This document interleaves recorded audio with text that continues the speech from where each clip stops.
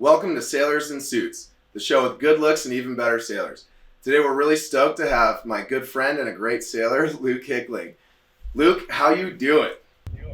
Excellent, man. Life is good. I can't complain. How are you, Will? I'm good, man. It doesn't look like you can complain. Can you give us a quick pan around to give us some location? Absolutely, yeah. So we're still here in Antigua. We've got a few other boats left on the dock here. But yeah, man, beautiful day here in the Caribbean. Dude, I'm so jealous. So I guess maybe we'll get to how you got to where you are today on that nice big sailing yacht in the Caribbean. But to start, Luke Hickling grew up on the south shore of Long Island, and you grew up doing junior sailing with West Hampton Yacht Squadron. I met you and we became friends when I went down to finish school in Miami, at the University of Miami, and we met on the sailing team. So, Luke, want to give us a quick background on kind of junior sailing, what West Hampton Yacht Squadron is, what it means to you, leading up to Miami, and we'll go from there? Yeah, absolutely, Will. So I grew up sailing, like you said, on the south shore of Long Island. The West Hampton Yacht Squadron sounds pretty fancy, but it's actually a pretty low-key place. I raced in Opties and Sunfish and then 420s. When I did junior sailing, I always enjoyed sailing, got into racing a little bit, never did it too seriously, like raced a little bit in Connecticut and New Jersey, but never Florida or anything in the more competitive circuit. And then as I got older and got into high school, I started teaching sailing there. And for the last, getting old, probably last 10 years, except for maybe one summer, I've taught sailing there as well. So I started off just teaching sailing to the younger kids, and then coaching Opties, eventually coaching 420s, and then this last year I was the co-program director there. So it's been an awesome place to go back to every summer. There's a lot of people there that I really care about, a lot of great families, a lot of great friends, and the place has really kind of been a staple in my sailing career and my life in general. So it's a place that I care very much about. That's awesome. That's what everyone's how everybody should be able to describe what their local sailing club means to them. So right on. Absolutely. I'm very fortunate for that. So Luke, we had a lot of fun in Miami, man. A lot of fun. And yeah, it was all right, man. It was all right. Yeah, I mean you're having a lot of fun now too. But so Miami sailing, how did you go from when you graduated? And we went our separate ways. We left 6520, and how did you end up that summer? How did you jump into working on the first yacht, the first sailing vessel that you worked on? Get us to there. Well, to make a kind of long story somewhat shorter, when I finished school, I didn't really know what I wanted to do, but I knew that I had a great summer job that I really loved and that I could make a little bit of cash with. So I spent all summer working and then decided to go backpacking around Southeast Asia. Had a great time over there. I came back, was looking for a job where I could use my degree, and I didn't really find anything that I was too interested in. And I kind of did that one more time, went down to Peru, spent a couple months there, and then had such a great time that I said, you know what, I'm going to do this again. And then on the kind of third time around, working in the summer, teaching sailing and doing some other odd jobs, I went down to Panama, and I actually ended up in Panama because I was staying with a family of one of my students that I coached 420s with for a long time. But anyways, so I was staying in Panama, and there's this boat trip between the Caribbean coast of Panama and Cartagena, Colombia. And I was booking the trip, and I'm out in the middle of nowhere in Panama, and I go to the marina to get a little bit of Wi-Fi, and I meet this other guy who is working on one of the boats that did this route. And he said, "Oh, come with us. We have a great boat. We put on a great trip." And I said, You're like, let's go. Yeah, I said, this sounds great, man. Do you do anything with volunteers? Because I've sailed my whole life. Any chance I can get a discount? And he's like, oh, no, but we're actually looking for a new mate soon. So come with us, do the trip, and then we'll see how it goes. And I did the trip with them and got along well with him, who was the engineer and the captain and the chef. And then so you spent 2 winters on that same boat, on that same ship. Yeah, so that was the start of it, man. And I spent 8 months that winter, and then 5 months the next winter, taking backpackers or young travelers between the Caribbean coast of Panama, Cartagena, Colombia. It was a 6-day, 5-night trip with 3 days and 2 nights in the San Blas Islands, this really beautiful chain of islands along the coast of Panama. So Luke, so you probably saw so much goofy stuff to us sailors, taking, the traditional backpacker from Panama to Colombia and back and forth. On how long was the boat? 70 some feet? Yeah, it was 76 feet, 64 tons, a catch rigged full keel sailing yacht. I'm sure we'll pull up a picture for everybody. Yeah, totally, exactly. Patrick's on it. So, but like, dude, you're taking these backpackers. Like, how many of them are getting seasick? Like, how much are they interested in the sailing? Like, that's a whole. It's not just transport. Like, that's part of the experience. Yeah, absolutely, man. So the trip really kind of part of it was transportation, right? So they could take it instead of the flight. But the other aspect was adventure tourism, and it really was an adventure. It still is an adventure. Wildcardsailing.com, my old boat after the coronavirus thing dies down. Throw a plug there. But it's an adventure, man. And I would say 95% of the people who did the trip had never stepped on a boat before. And, it was total adventure. A lot of them got seasick, man. I've seen a lot of people get seasick, for sure. But everybody said that the trip was worth it, even though they got seasick. That's awesome, man. So how many trips? So 8 months the first summer, 5 months the second summer, or winter, sorry. How many trips do you think you did total? I figured it out for like my days at sea for licenses that I hope to get in the future. It was something like 45 trips, man. It was 3 trips a month. So about 45 trips. That's a lot of sailing, man. So you just kind of mentioned it. Briefly walk us through. So you clearly liked what you were doing. You liked the adventure while getting, as a job, getting paid.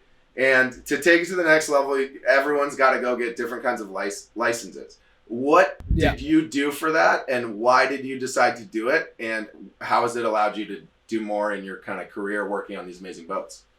Yeah, good question, man. So I had done 2 seasons down there. I had a really great time, but it was time for a change. You do the same route back and forth. You want to keep learning, keep improving yourself. And so for me, I found that the best way to do that, the way to do that was either to get a U.S. Coast Guard license or a RYA Yacht Master's license. The RYA is a British organization, and that's it's a little bit more respected globally. Americans get the American license, and pretty much everybody else in the world gets the British licenses. So I decided I was going to fly over to Europe and took a 2-week course and then an exam to get my RYA Yacht Masters offshore. And so Luke, is that mandatory? Is that a prereq for a lot of jobs you were looking at, or is it just a big kind of addition to your CV? So it depends. So what the license allows you to do is to get paid as the skipper of a sailing yacht within 150 miles of a safe haven. So if I wanted to work as a charter skipper or do a delivery on a boat, I would need that legally to be insured. Right. In most cases. But if you want to get into like the super yacht world or on a bigger boat, that ticket kind of says, hey, look, I have this amount of experience and, my level of knowledge is here. It's to a point that, everyone knows you're to the Yacht Master standard. So Luke, something I wanted to do to put a cap on my experience and to kind of take the next step. Just keep adding to that resume, dude. Man. You ready for rapid fire questions? All right, let's hear it, Willie. All right, so you remember Patrick's girlfriend Tanya? She wrote a bunch of these with us earlier. But we're gonna start off with cats or dogs. All right. Dogs. Easy. Louie. How's Louie doing, man? We'll talk about that later. All right. Yeah, for sure. Lot to catch up on there. So, so second question: who's your favorite college roommate? College. Will Howard. Easy. Easy one. Good answer. So Luke, when you have free time on these boats that you're working on, what do you do? Man, I've been reading more than I've ever read in my life before, which has been great. What else? I really try. I think probably the biggest advantage of working on yachts is that you're able to live in the same room, the same boat, in all these different places in the world. So I always try and get to know wherever I am, be it like Cartagena, Panama, now Antigua. I think that's one of the big benefits of this whole thing. Yeah, right on. What's the longest you've gone without sleep? Oh, longest I've gone without sleep. While like underway. While underway. I don't know, man. It probably hasn't been too crazy. I couldn't tell you off the top of my head. There's no particular time where I've had to stay up for a couple of days or anything like that. Luckily. That's good. It's all because safety first. You plan ahead. You don't end up in situations where you have to stay up for 3 days. That's right, man. Safety. That's what we say on Coach Will's workshop. Safety's no accident. So Luke, if you've been working on these big, awesome, amazing machines of super yachts, right? If you won endless money in the lottery, would you want one of these? Ooh, endless money? Yeah, definitely. Endless money. If it were a finite amount, I would have to think twice about it. I'd probably go for like a 70-foot kitted out sailing yacht. Nothing that I would have to pay a crew for. I think I'd rather sail my own boat. Right on. Speaking of that, how many people are on the crew on the boat, or a rough number that you're on now? We typically have 16 or 17 crew on board, man. Nice. What's your favorite song or band right now? Ooh, favorite song or band? Lately, I think Rainbow Kitten Surprise has been up there band wise. I don't think I could narrow it down to a song at the moment. But, that's fine. That's a good enough answer for me. You know that. So Luke, you've been all over the place with just your own traveling and your sailing traveling. What's your favorite place that you've ever been? Oh man, it's hard to say. Probably either Peru or Colombia. Man, I made a lot of really great friends in Peru. And that place will always have a special place in my heart. And Colombia, Panama, the Sandblast. I think the places that I've spent a lot of time and had really great experiences with really great people are the places that kind of long to go back to. Yeah, right on. So Luke, we'll tone down the rapid fire questions right now, but working on the yacht that you're on now. So tell us your position, and then like kind of most of your, like what your average day is like when you're either anchored or at the dock in a port versus when you're underway. So I am just a deckhand on the yacht that I'm on now. When we are on the dock and we don't have any guests on, say like the typical day has to starts off, doing a little bit of just drying the boat down. We've been doing a lot of maintenance lately, so inspecting halyards, taking apart blocks, putting them back together. What else have we been doing recently? A lot of maintenance stuff like that. But for the most part, it's cleaning. When you get onto a boat this big, we're one of the 10 biggest sailing yachts in the world, depending on how you measure it. So the bigger you get, I think the more kind of cleaning focused things are. When the owner's on, it's definitely a lot of rinsing, chamoising, drying.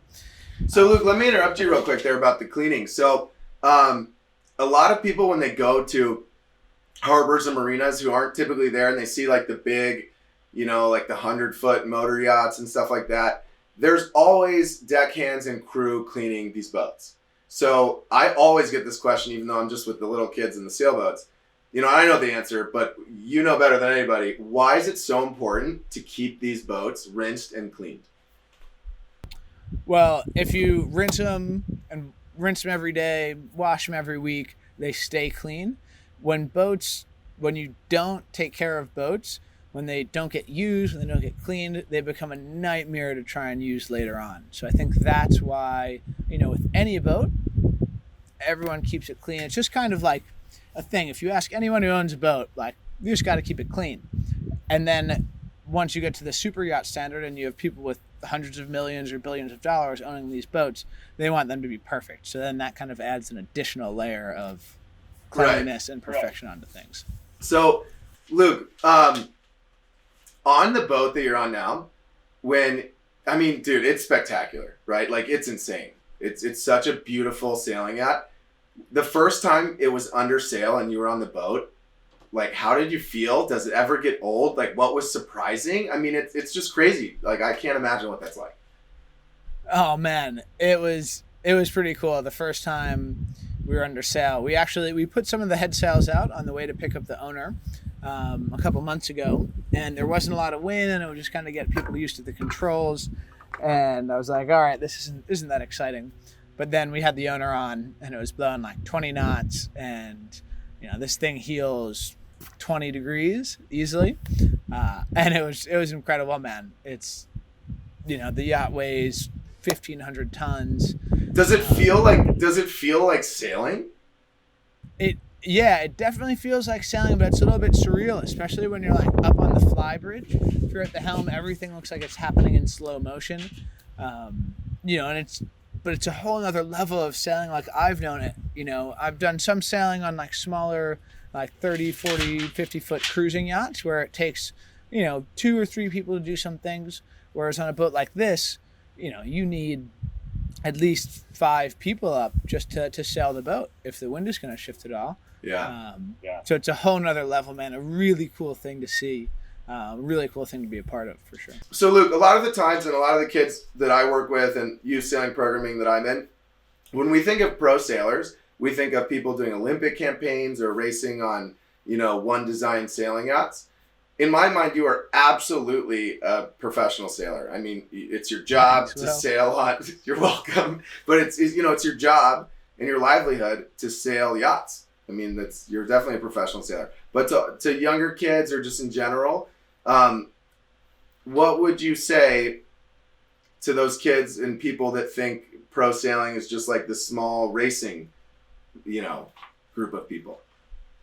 Well, I think, professional sailing, if you have the opportunity to do that, if you're a really passionate racer, that's awesome. But not everybody has that opportunity. And I think for me personally, sailing was something that I really enjoyed. And then I found that like I had a passion for teaching it. And then I just kind of have stumbled into this way where I've been able to make it my life, being, in the winters, working on bigger yachts, and then the summers coaching and running a sailing program, helping to run a sailing program.